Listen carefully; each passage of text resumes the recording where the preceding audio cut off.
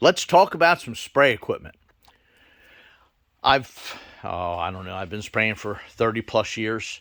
I've sprayed with pressure pots, and I've sprayed with siphon cups and gravity feed and all that stuff. And yeah, they all have their pros and cons.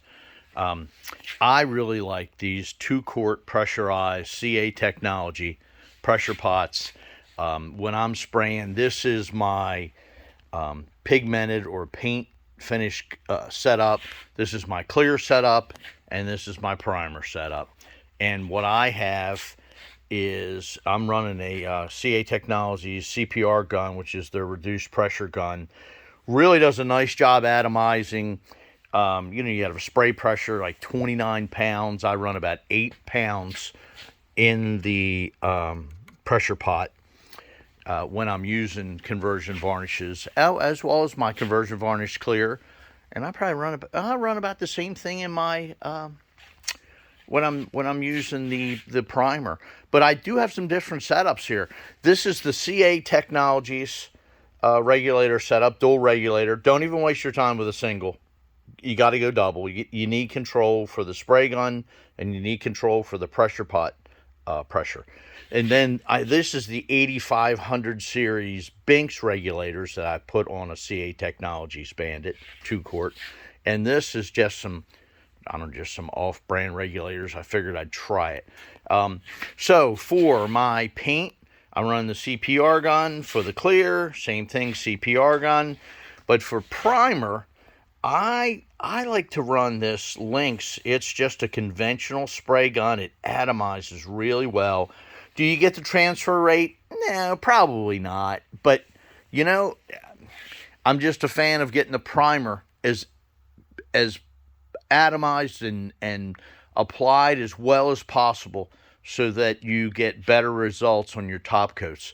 One thing that I do recommend is there's a bunch of different cleaners, but I use these little welding tip cleaners just to clean the orifices of the spray caps.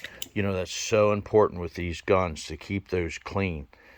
So anyway, I'll clean those. But I just wanted to talk to you for a minute about the regulators. The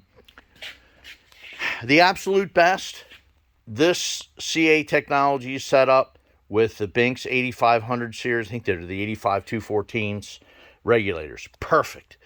You plug in your air line, your pressure goes up in your tank. If you've adjusted to 8, it goes to 8, it stays at 8. It's awesome. What a great regulator. Probably second to that are just, these bigger regulators. These do a pretty good job. A lot of different companies make them.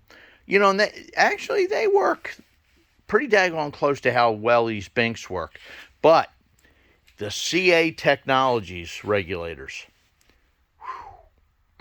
miserable at best. They are terrible. They really need to put a better regulator on these. And I tell you what, if you get the single regulator, oh man, or if you get the double, you get this really half-ass regulator here with this type following it up. It's not good enough. You need to control your air pressure to your gun, and you need good regulation for the pot pressure.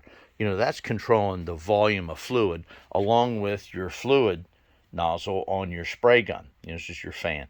But, I don't know, it's important to have that. But I'll probably change these out when I find some more 8500s. I'll look on Facebook Marketplace or on Craigslist or something, and I'll find them and rebuild them, and they're great. They're awesome. But I love these guns. I love these setups. I get awesome results. And just remember, the length of your line, there's a certain volume of fluid that gets wasted or finish. So you don't want to run these 20-foot lines, these 25-foot lines. Me personally, I built the roll-around cart. These canisters slip down into it. I run an 8-foot line, and I am good to go with minimal waste. And if you're really close and you're running out and your gun starts spitting and spattering a little bit, I'm running a finish that's a solvent finish, so I can put a little bit of lacquer thinner in there and get the last bit out if I just need to get a few more strokes of spray. But anyway, works out great. I like these setups. I just don't like their regulators. Thank you.